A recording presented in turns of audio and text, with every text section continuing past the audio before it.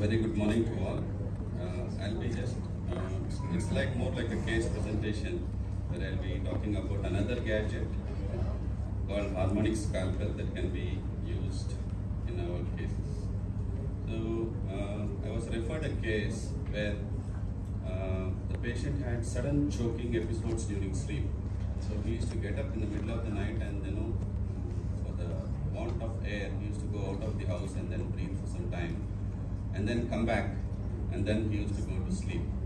So such episodes were there for about 5 to 6 times for the last 5 months. And this is what I found out. His body mass index is absolutely fine, 24, and no local obstructions in the oral cavity.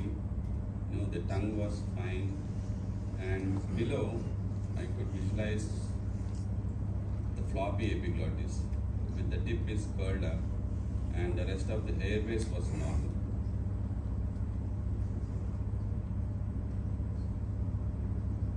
So we've also done a DICE for this patient where we could see that the epiglottis is completely collapsing.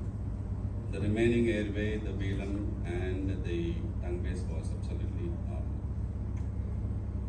So planned up for a harmonic scalpel excision partial epiglottectomy.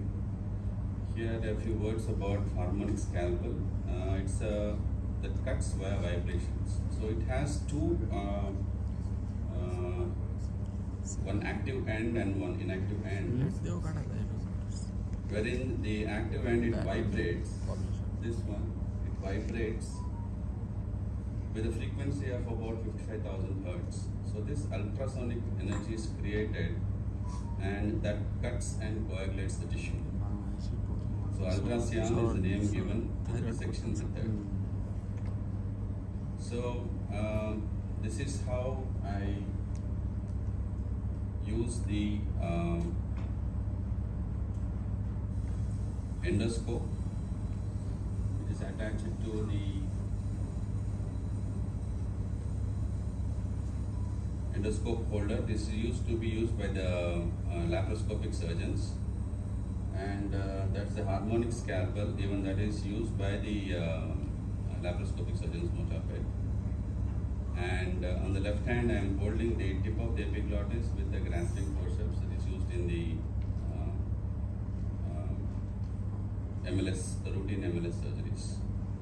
So here the exposure was good. It's lucky that the patient didn't have any high tongue base or a low tongue base, and the approach to the epiglottis was also easy. So when we apply, the rod type is the active side of the harmonic scalpel, and the superior one towards the tongue base is the inactive one. So, and initially we used to apply, the cartilage was slipping off from the grasp, and first initially little bit of coagulation was done, and here care was taken to be above the lateral pharyngoepiglotic folds.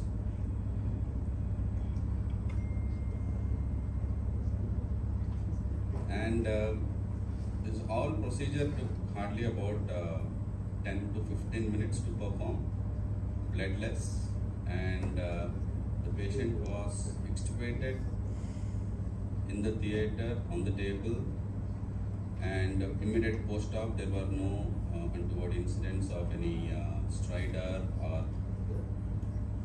any desaturations that was occurring. And the patient was quite comfortable immediately post-surgery in the ward.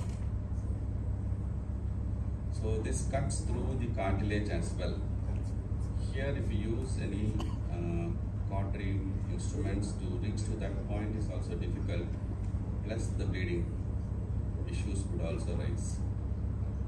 So this is a very clear field that we have, and we can, here I am using only the vibrating rod that can be used even for cutting purpose only.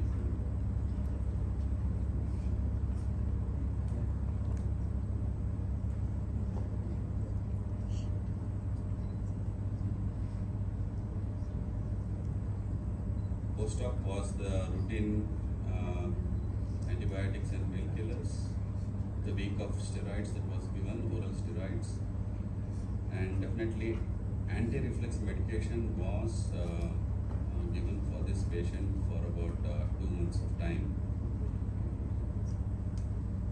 He didn't have any aspirations in the post-operative period as well. The tip of this instrument, there is a little bit curvature where you can use that amount of curvature to go from one end to the other side. And the tip of the instrument can also be rotated to the opposite side as well. So you can use your left hand to dissect from left to right.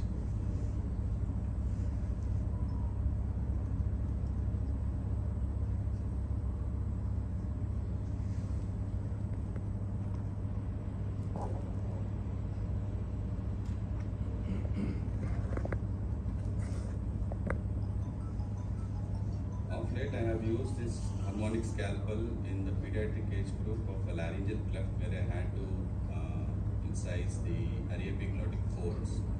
So this does a very clean job in those procedures as well in cases of laryngomalacia in pediatric age group as well. So that is it. And very clean, not even a drop of bleeding. And this was after 1 month post-op. Post-op to release here. Yes, sir. Yes, sir. This case I have done about 5 years back before the COVID had started. And 1 month post-op, and then he had no issues at all, and he has been at a follow-up.